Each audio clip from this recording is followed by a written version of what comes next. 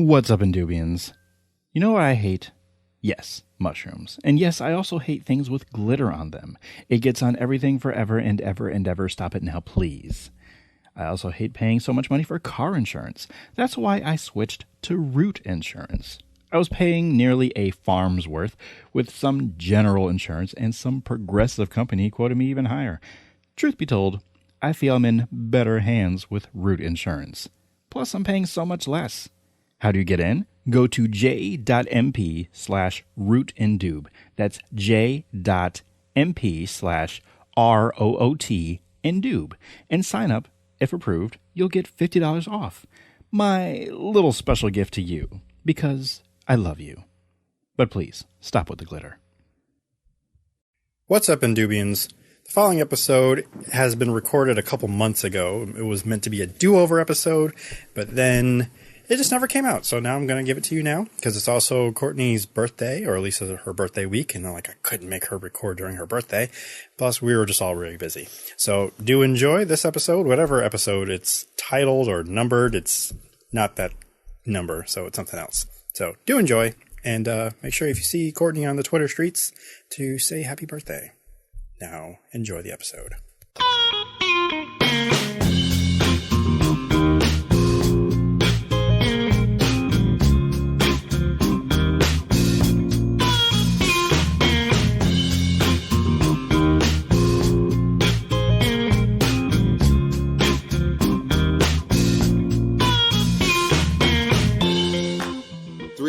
FX presents the Indu Podcast with your host, T. Sterling Watson.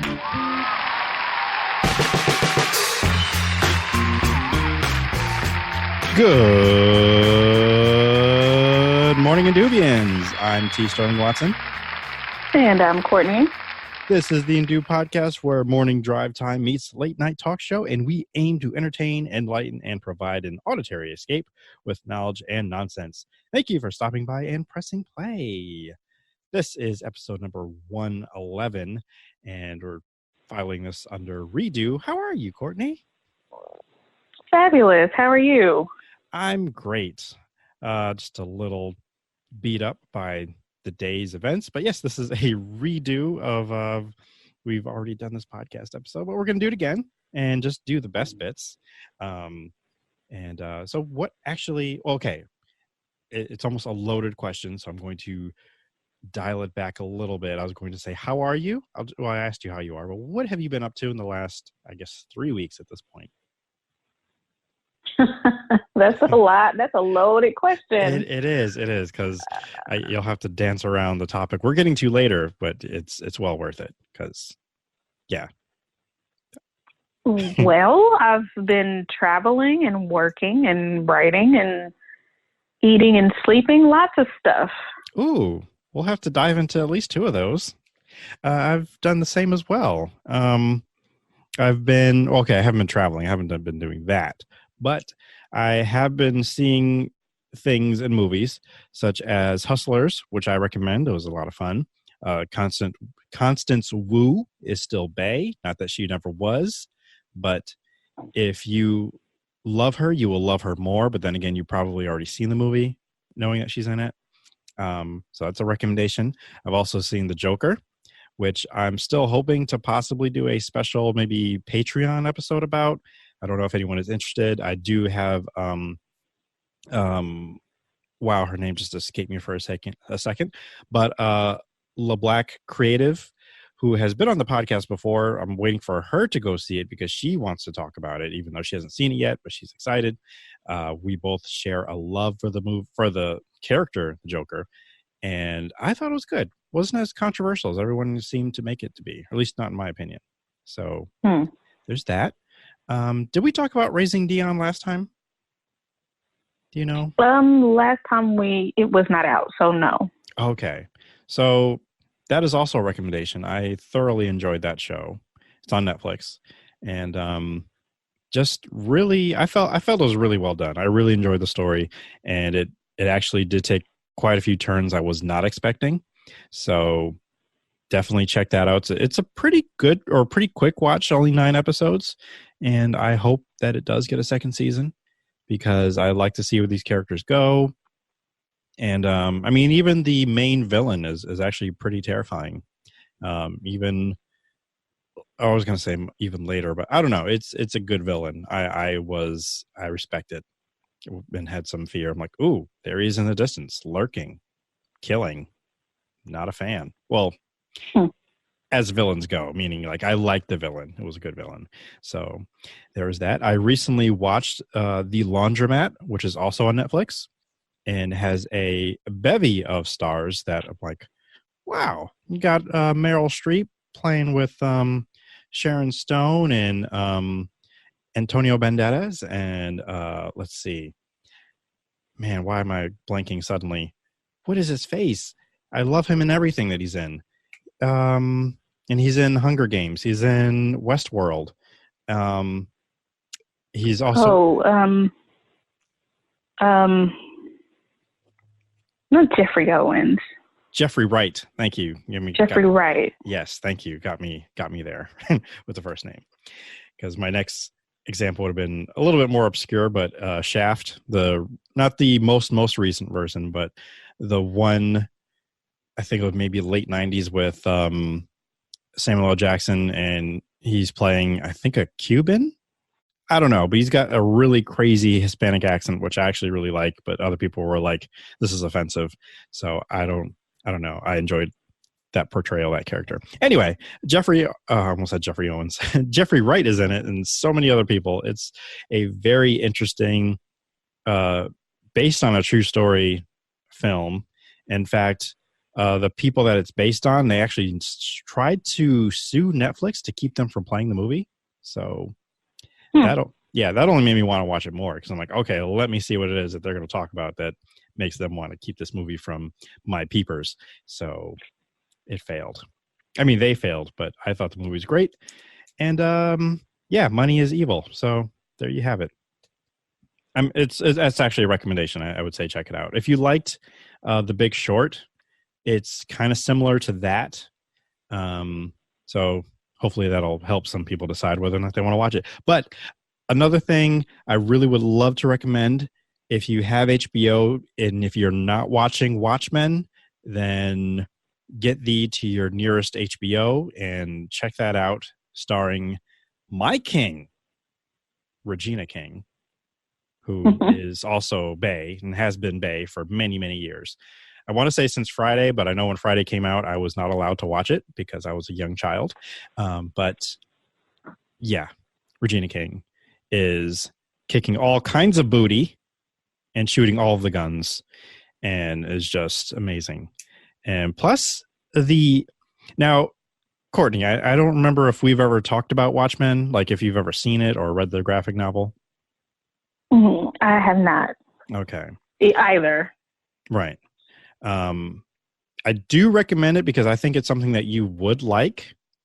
And especially if you do watch, even if you just watch the movie, because I feel that'd be quicker than reading the comic or the graphic novel, which even though I think you would actually really enjoy the graphic novel as well. But should you ever immerse yourself into that world and then you watch the show, like you are going to pick up on so many Easter eggs that aren't like blatantly just like, oh, look at this thing that's from issue number 6.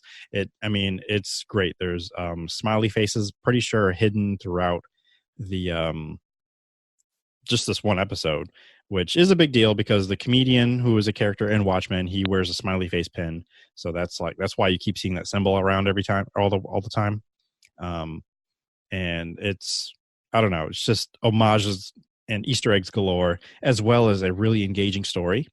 And I feel this is where I can start to connect some dots because, and I tweeted about this, which I tagged you and LeBlack Creative about this because she's the one who reminded me. I was like, hey, you should remind people because of this episode.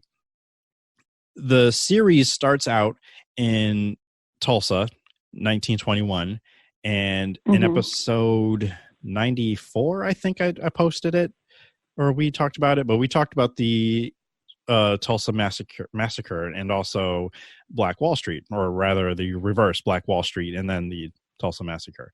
So this series starts out at the massacre, and it's just amazing how they depicted it and how violent and real like this really happened.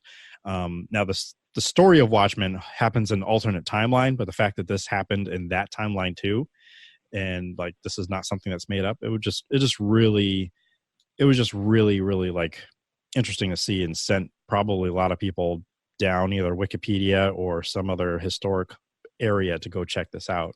And I'm glad that we were, we had talked about it previously. So it wasn't a new event, a new historical discovery for us. It's just something that, as we talked about before, is something that's not really widely talked about. So. Right. Very interesting. It was. And I mean, it's integral to the story, and I'm sure it may play more of a role later on in this series. And like I said, I have nothing bad to say about it. I'm sure there are some critiques out there, but right now I'm just enjoying the ride, and I love it. So it's also a high recommendation, and within the vein of the Black History route. And we're going to get into this a little bit more because of where you had one of your travels. I don't know. It just seemed really interesting this past week of just Black history kind of being revisited, where they recently erected the Emmett Till memorial or signage, I think, where he re-erected. Re-erected. There we go. Yes. Mm-hmm. And this time it's bulletproof because of the last one has been riddled with bullet holes and other vandalization. And I don't know, just it's moving, because if you for some reason must have thought that, oh, racism isn't as bad as it used to be, you are sorely mistaken. Yeah, it's still running rampant, and the fact that we need to get a bulletproof memorial is, proof of that. And I believe the old one has been moved to a former Confederate soldier statue area, which I think is great, because at least it's put up with something better than that. But yeah, it was quite an interesting time, and this has been an interesting week. And but yeah, you actually and where did you travel to within the last 3 weeks? Specifically one place. I went to the African American Museum in Washington, D.C. Yay. Oh, last time I had air horns, I wasn't ready. I'm sorry. But yes, you did. How was it? What did you see? So the museum is amazing. I was there with a group of friends, and that was one of my must-see. If I don't see anything else, I have to see that. And it was amazing. It went from so there are basically 6 levels to the museum, not including the first level the first entry level.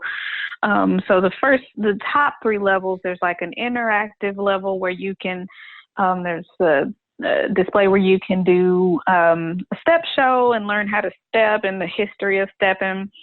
You can do a genealogy search. There's a display where you basically are pretending or acting as if you're an excavator, searching the waters and finding artifacts that basically originated or landed where they were because of the transatlantic slave trade. So it's just very interesting and very interactive. The other 2 floors covered things like music and entertainment and the arts, and just how African Americans have influenced and affected the culture, and what our culture basically is. And another floor, the 3rd floor, the theme was making a way out of no way. So talking about just African Americans in the school systems and the workforce and sports, how, different inventors and what they have contributed to the nation and to the world, really. And how even though we weren't accepted or allowed in certain spaces, we literally made a way out of no way. We oftentimes created our own space. We built our own table to sit at, and in effect, influenced the whole nation. And so those are the top three floors. That's basically more recent.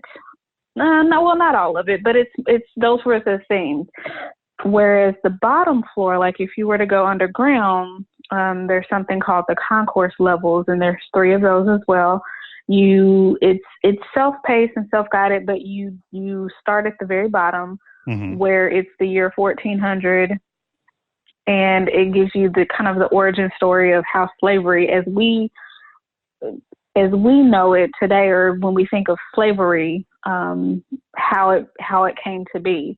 And so one of the very interesting things that I took away from it was slavery, obviously very bad and not okay. It was very different from what it became. For instance, it started out as being kind of like an indentured servant type of thing where, yes, it was forced labor, but less forced in terms of you were maybe paying off a debt. And so you were inducted into indentured servitude for a set amount of time. It wasn't generational, so it wasn't passed down from generation to generation, and it definitely wasn't meant to be for a long time or forever. It wasn't based on race, that sort of thing. So you'd eventually work towards freedom. Work towards freedom, or work towards paying off your debt, or whatever the case may be. But it was meant to be temporary. Whereas, so that was when gold was a thing, was still a thing. But when they, and I'm probably leaving out a lot of important information, but because it was so much, and by the time I actually got to these floors, I had already been to the other floors, and so lots of information. But when sugar was introduced, it was far more powerful, far more dangerous, and far more powerful than gold. And so the introduction of sugar and sugar trade was how slavery really changed its course, where it was a forever term. It was forced even more so. It became even more violent. It became generational, and it became based on race. Now, I'm not completely clear on, I know that sugar was kind of the catalyst to make that shift, but I'm not sure why like Africans and Black folks were targeted to be the slaves. I'm not sure of that, but I thought that was very interesting. I'm not sure that I ever really knew that. So It was interesting to see that. So we started the year 1400. We see how the slaves were transported from their homes to the Americas, really all over the world, which is how you have the whole diaspora of the of African, what's called the African diaspora, meaning you originated from Africa, but you found new identities. So African American is part of the African diaspora. Afro Latino or Latina is part of the African diaspora. So, but and that's why we have like Black Londoners too. Yes, that's how we got basically spread out all over the world, because slavery was, yes, it was pretty prominent in America, but it was everywhere. So yeah, we saw how they were transported, and basically how the founding fathers, their part in slavery as well, and how some of the most notable founders were definitely slave owners. Just a lot of information. So then we, that was basically the ground level. It was literally, everything about the museum was so thought out and so it was structured in a way that it was very clear that they put a lot of thought and a lot of planning in not only how it was presented and how they displayed it at the museum, but just your experience, because you literally started at the very bottom, underground. You start at the bottom and you walk your way up. And it's literally started from the bottom. Now we're here. And so the second floor If you didn't make that, I was going to. So you did. Yeah. So the second floor was slavery is kind of, it focused more on the civil rights era. So there was an Emmett Till memorial, a whole memorial, and that was the only place in the whole museum where photography wasn't allowed, understandably so. Out of respect for him, out of respect for the family, and just I think to also drill home the fact that what happened to him was incredibly horrific, and it's something that we are still dealing with. Like you mentioned, his memorial that's been vandalized, since it's been erected originally, and people are still messing with it. Right. And they finally had to put a bullet. It's just insane. But so we and also his death was so historic and so important and impactful because it really moved the civil rights movement forward. It helped to move the civil rights movement forward, especially because of his mother, Mamie Till, who allowed his body to be put on display. Not on display like a freak show type of thing, but because his body was so mutilated and destroyed and bloated because of what his killers did to him, she did not want to hide him. She wanted people to experience what she was experiencing to some degree. She wanted them to see the horror. She wanted his death known. She didn't want to cover that up. So there was an open casket at his, I believe he had a memorial and a funeral, or a funeral in two different places, or there was multiple opportunities, I believe, for folks to come out, and they came out. Like thousands showed up for his funeral, and I believe, don't quote me on this, I'll have to double check this, but I believe there's even a picture of his face that was on that ran on the cover of a Black-owned and Black-run and Black-targeted magazine. It was unedited. Yeah, I meant to follow up on that, but I do know that the image exists. Like it can be viewed. Oh yeah. So it's there was actually an image of him. So when you walk in, it looks like you're walking into an actual church. Like you got a casket at the end of the way there, and then you can walk around and view it. So it's kind of elevated a bit, and it's a little bit farther back from. It's clear that they rose it just a bit so that if sensitive viewers, didn't want to view inside of it, or if you had kids and you wanted to protect them from the image or whatever, that they couldn't see in it. What it was, it's just like a picture of him. And so if you were like taller, if you really, really tried, like be told or whatever, you could see a picture of his face as it would have appeared at his funeral. So there was actually a picture of him outside of the memorial. It was kind of small, and they give you warnings. There's other images throughout the museum on that level, especially, that are pretty jarring. And so they do give you warnings on stuff like that, so that if you can't handle it or just don't want to see it, you don't have to, or you'll be well forewarned. So, right. But it was so powerful. I'm sure the Tulsa riots or the Tulsa massacre was somewhere in the museum. But when I tell you that I spent like 7 hours there, including 1 hour of waiting in line before the museum even opened, and I still didn't see everything. I'm sure the Tulsa massacre was there. The Little Rock Nine had a display on that second floor, which was the civil rights era. So they covered I mean, the museum curators covered so much of Black history. I'm sure it was there. I just didn't see it. Right. But then the third level, which by this time we're approaching hour 7. So I'm like, oh my God, please get me out of here. I just gotta go. It's because information overload too at that point. It was absolutely information overload. Because at first I was trying to see everything because I've been waiting for years to go to this museum and experience it, and I wasn't sure if I was ever gonna go because I hadn't had plans to go to DC. So when I did start making plans, I was like, yeah, I have to go here. So I was trying to capture everything in my memory, in my brain. And then towards the end, I was like, there's no way I can do this.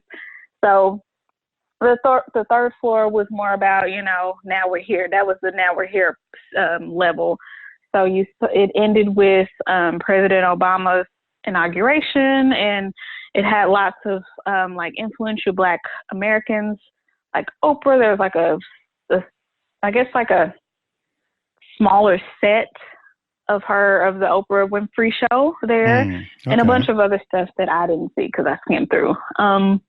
Right. But I still have been thinking about it. It was such an impactful experience, and I highly recommend it to everyone.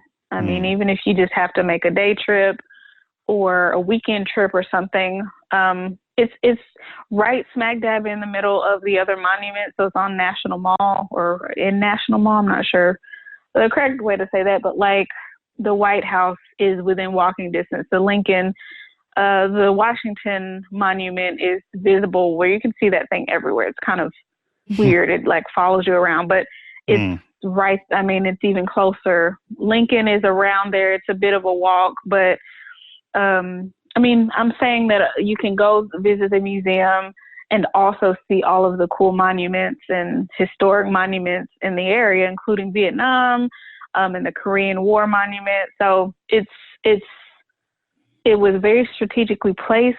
Even the design of the building is completely strategic.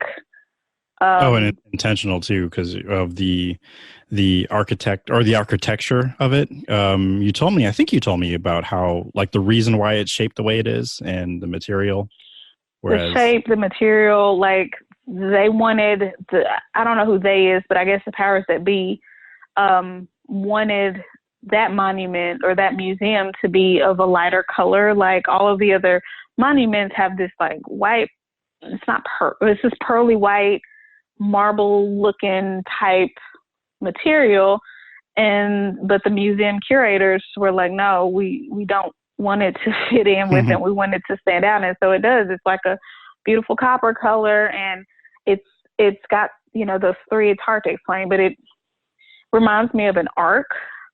It actually, I still think it's reminiscent of an arc, but the design was such that it looks like there's an African statue that has like a piece of it, like a piece of headwear that has the exact shape or very similar shape to the museum. But it also represents, so it's kind of paying homage to that, but it also represents basically, they said the uplifting of Black women's arms and how Black women lift us up. Wow. And I'm just like, that is accurate. And I love it. And now it is a Smithsonian museum/monument. That's freaking amazing to me. Black women are amazing. I mean, we already know this, but I just needed to say it because you and all the other Black women, you're just simply amazing. So yes. Thank you. Well, it sounds like, I mean, I know there's a lot more because there was even a lot more the first time you told me that you still didn't get to share, but like, I cannot wait to go. Since we've talked about it before, I did go in research to find out when the off season was, which is when you went. And surprisingly, I felt surprised by it, but it makes sense what you told me with the off season being during school time. And I thought February would probably be busy because like it's Black History Month. Let's go to the Black History Museum. But that's actually still during the off season. So it's still anytime. I would say for me, I would go anytime I could. And I'm thinking, since like some people had asked me what I want to do for my birthday, maybe that might be a thing I'll put into works. I definitely think you should go for your birthday. And you're right. That's one of the reasons we went to DC when we did, was because of it's the off season, and we knew we wanted to see the monuments and go to the museums and such. And also my friends, the ones that I'm going with, they're on a stadium, like an NFL stadium tour. Mm-hmm. So we were able to go to Baltimore and see the Ravens play. But everything that we did is strategic, including the time that we went. So, but it's funny because even though we went during that time, it was very much still busy. There were still people there. So if it was busy now, mm-hmm. I can only imagine what it's like in the summertime and when school's out, or I can't imagine. So get in while you can. Yeah. And we're already, meaning you and I, we're the kind of people who we don't necessarily like to be in huge, giant crowds and just swarms of people. But for this in particular, I would say based on what you told me, based on my interest already, it's well worth it. So. Yeah. And we went on like a Friday. It's open 7 days a week, but we went on a Friday and it actually wasn't that bad. Like towards at the bottom of it, the concourse levels, because of the time of day that we went, mm-hmm. We actually had to wait in a line to get in. It was probably about a 20-minute line. And then there was a huge line to get to the Emmett Till Memorial. And that was probably about another 20-minute wait. So there was some waiting time, but it was still very much worth it. And everybody was respectful, and it got a little tight in terms of the crowd, but we survived. So it's all good. Right. And what I didn't tell you, or I forgot to tell you, maybe I did, I don't know. But like that same weekend that I knew that you were there, a news story came up because I had to work like that weekend at the station. And a news story came up about, I guess, a white student who had like spat. He was just being a kid, or a jerk of a kid rather. But it mm-hmm. came off seeming like some kind of a hateful thing. Like maybe he spat out and hit a black person at the museum. And this was around the same time you were there. So I'm like, I wonder if she heard about this. And the reason why it came up on my news feed is because the kid was from Connecticut. I'm like, oh, great. Just don't let it hit some woman or women from Arkansas, because it's just... We would have been fighting in the African American Museum. I know. And just, but it turns out he was just being a jerk of a kid. It had supposedly had nothing to do with like him hating black people. Who knows? I don't know, but still. It probably didn't, but. Yeah. Yeah, the timing and the optics of that couldn't have been worse. Correct. And last time too, and this is a bit of a segue to kind of pitch to you, Connecticut is not a terrible place. Sure, it's not like thrilling like maybe New York City or even DC or LA if you're into that, but it is a kind, and we've got food, we've got delicious foods, we've got Nardelli's, who I feel like I should start talking about and promoting more, because I was really close to feel like getting a sponsorship with my last podcast, The Lost Isle, many years ago. Like so far, we even made a little ad. My co-host sang a little jingle, and then I kept kind of like tweeting it to them, and then I think they tweeted it back to us or something. I don't know. So I felt like we were close to at least getting some free sandwiches. So I need to start working that again as I try to tell you, Kortney, about some local places that should you ever visit Connecticut, I would bring you to. And such as like my personal top 3 places to get chicken wings, because I do know that you like to indulge in the chicken wing from time to time. And yes, I'm trying to think I've actually had it ordered, because sometimes it's based on my own preference, like what kind of chicken wing do I want. And the fact that I know that I'll get something delicious is part of like why it varies. But I already forgot, do you like blue cheese? And if it's in like a wrap or something, like if it's disguised as something else, then I do. But otherwise, I don't need it in my life. So do you dip your wings in anything? I prefer ranch if it's going to be a sauce like that. You're one of those people. I am. I sure am. Proudly. Well, I guess I can't really use that as a basis for you per se and wingery outing, but it's okay. It's okay. For those of you that do like blue cheese as a dip, Wing It On is a top choice because they make their own blue cheese dip.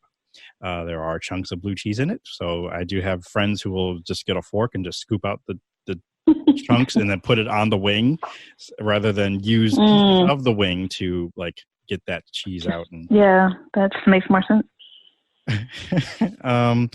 But Wing It On is a top choice because they do have a plethora of sauces and spices. They have I think 6 dry rubs, 6 or 4, I don't remember. My personal favorite is the sweet and smoky dry rub at Wing It On, and they're actually, I don't know how many locations they have now, but they have quite a few.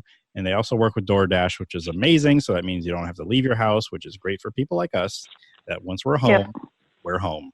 I'm staying home. Yep. Right. So that is one choice. Another one is Sliders, which is a bit more established. It has a lot more options in food. But if you're going to Sliders, you might as well go there for the wings. I do, and they actually have more flavors than when they did, I don't know, a few months ago. I tried them, but unfortunately there are so many that I don't remember. And I can't even tell you what it was I had and what it tasted like. So I have to go again. So it would be great should a certain Kortney visit and then be like, okay, this is the time we're going to go to Sliders and try these wings. And we'll just get 6 of each and go nuts. So good thing for you, Kortney, that you don't care for blue cheese, because I really do not like their blue cheese because, as I told you before, to me, it tastes like mayonnaise. So yeah, so it's not great, and maybe mayonnaise is the wrong thing, but it's just not good. But the wings, they're good, and sometimes if the wings are good enough, I don't need sauce. So there's also that caveat.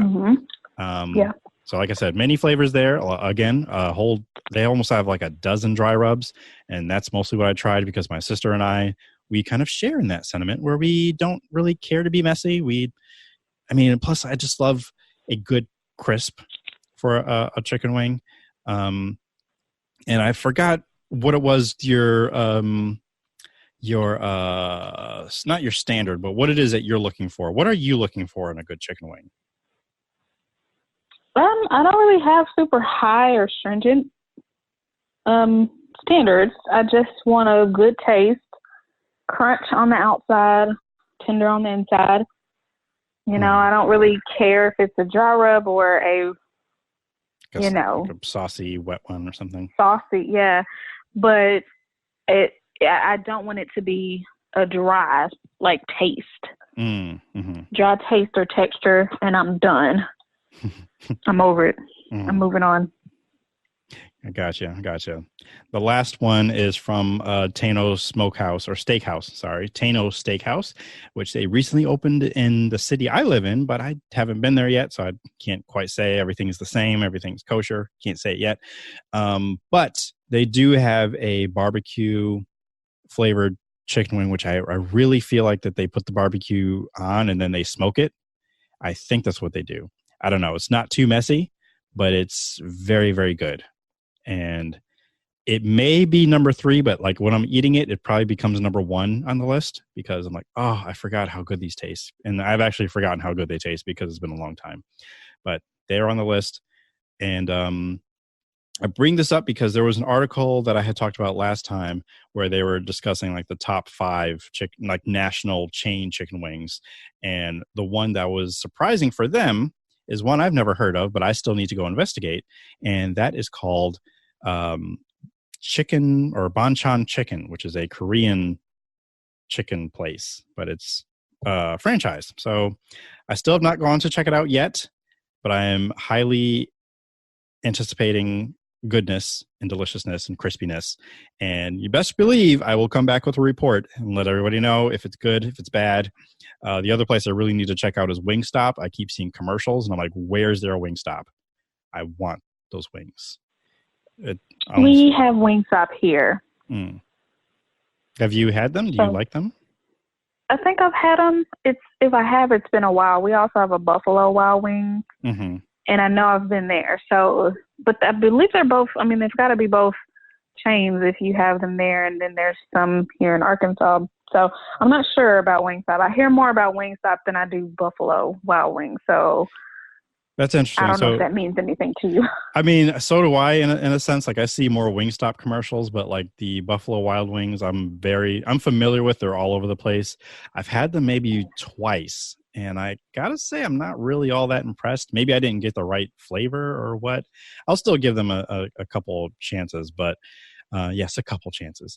But they do have good desserts. I recently had their I think it's like little cheesecake balls or something. I don't remember what it was.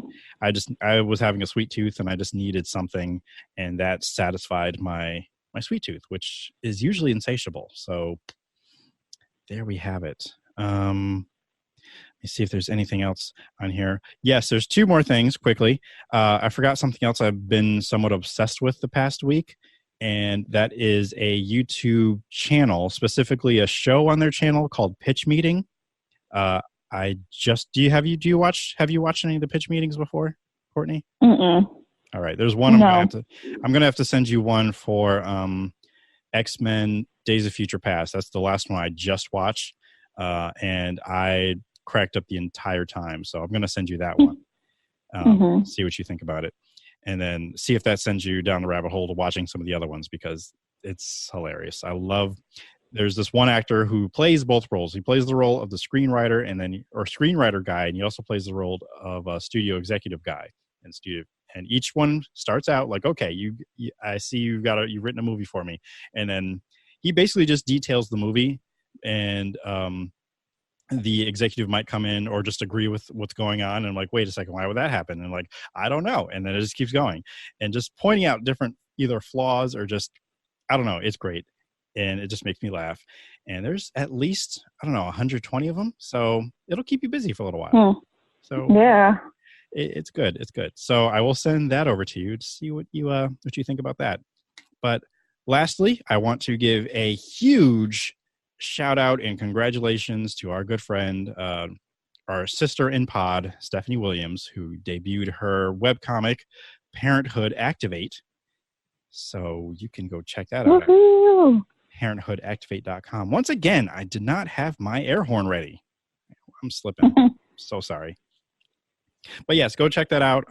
She hopefully will be back on the pod before the year is out, so she can tell you all about it some more. But if you have had children, or you currently have children, or what am I trying to say? It's mostly about her and her toddler, but in a comic format. So definitely go check that out. Enjoy yourself. Relive parenthood if your children have flown the nest, or you currently are trying to get them out of the nest, or they're still freshly in the nest. There, I think I covered it all. But yeah, go check. Or even if you don't have kids, still, it's good for you. So now you've covered it. Yes. And I think that's everything on my agenda here. Although I do remember a phrase that you said, although I'm probably not going to use it for a title, but what would have been the title for the original episode was Surface to Bone, because that's how when you were describing the chicken wings that you like, you have to like it from surface to bone. Oh, but I did say that's pretty good. Yeah, it is. I like that. Hey, you said it. So, just see, this is the marvel of Black women. They just have they design buildings beautifully. They just have eloquent ways of speaking. Just so much. In fact, I feel like that's the majority of who I follow on Twitter. It's just mostly Black women. So we're pretty amazing. I mean, that's an understatement, but yes, I agree. Yes. So do you have any shout outs or anything you want to point to attention to this week, or follow anything like that? Well, You can follow me on the Twitters at IamKHinton. Yeah, hit me up. All right. You can follow me on all things at Indube and go to theindube.com to find TeePublic Store for merch and Patreon to support and get perks. Ask us questions by emailing indubepod@gmail.com, which I will mention. I will be doing another Indube Asks thing pretty soon, maybe for Thanksgiving. So keep a lookout for that. Please rate, comment, and share the pod on Apple Podcasts, Spotify, Podbean, and whatever pods are located, wherever they're located. Sorry. Thank you so much for stopping by, listening, pressing play. Tell someone you value that you value them. Live without regrets and live for the folks you love. Please wash your legs, face, bottoms of your feet, and the undersides of your dishes. Because, yes, I'm still coming across some plates that have, like, gunk under them. What are you doing? Stop it. I've been your benevolent host, T. Sterling Watson. And remember, if the world didn't suck, we don't fall off. Stay fresh, cheese bags. No.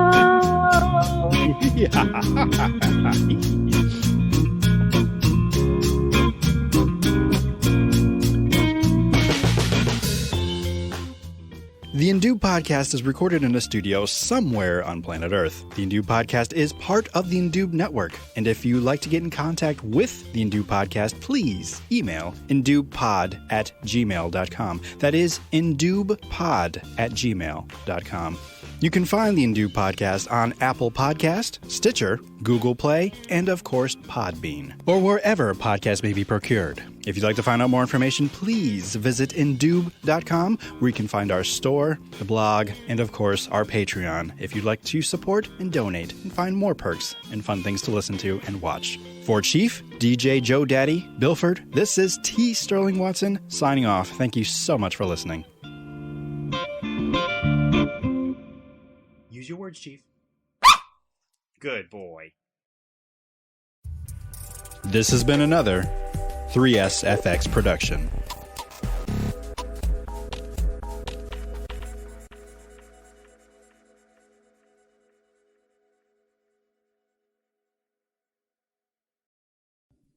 It's that time of year again. Some festive holiday? Could be. Anniversary? Sure, why not? A night socializing with friends? Absolutely. Bring the class, share a wink, pour a glass of wine from Wink, your monthly online wine subscription. Try a box on me by going to j.mp/winkindube, all one word, and take a survey to determine your flavor profile, and you'll get up to 4 quality wine selections tailored to your taste. Wine not to your liking? Try something else. Not ready for the next month's shipment? No problem. Need more right away? Lush. I jest. Wine acquisition has never been easier, so give a try on me. j.mp/wincindoob, because anytime can be wine time.